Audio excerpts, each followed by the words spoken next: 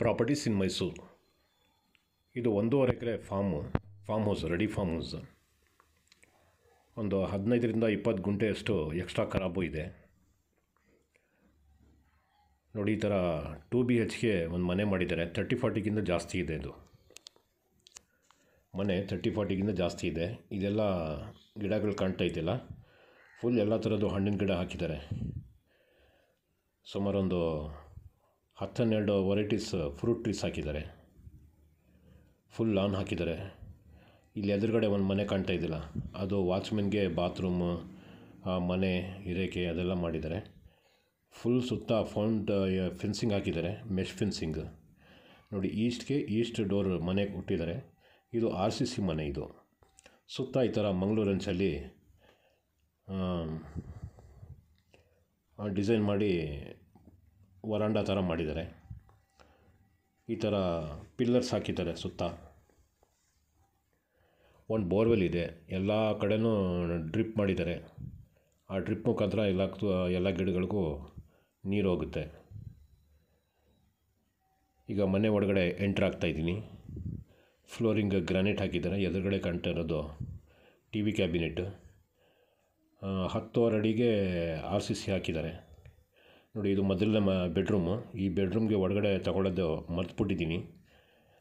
ಈಗ ತೋರಿಸಿದನ್ನೆಲ್ಲ ಬೆಡ್ರೂಮ್, 2ನೇ bedroom same ಅದೇ ಥರ ಅದನ್ನು ಇರೋದು. ಅಷ್ಟೇ ಡಿಮೆನ್ಷನ್, ಅಷ್ಟೇ ಅಟ್ಯಾಚ್ ಬಾತ್ರೂಮ್ ಸಮೇತ ಇರೋದು. ನೋಡಿ, ಇದು ಪೂಜಾ ರೂಮು. ಕಿಚನ್ ದೊಡ್ಡದೇ ಇದೆ.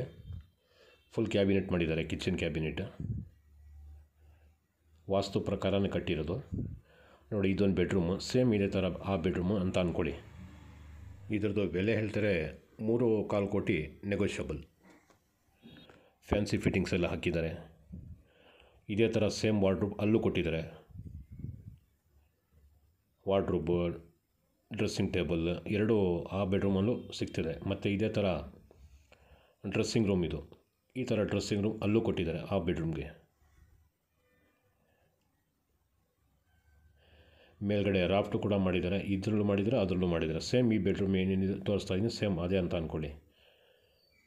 ವಾಶ್ ಬೇಸಿನ್ ಅಲ್ಲೂ ಅದೇ ಥರ ಇದೆ. ಅಟ್ಯಾಚ್ ಬಾತ್ರೂಮು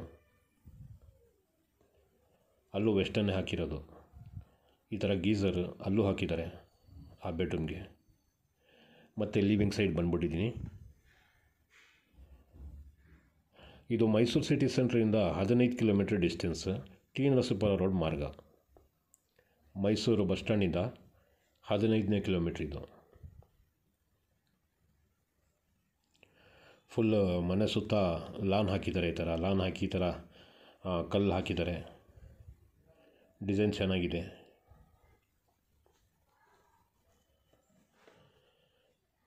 ಒಂದೇ ಸಿಂಗಲ್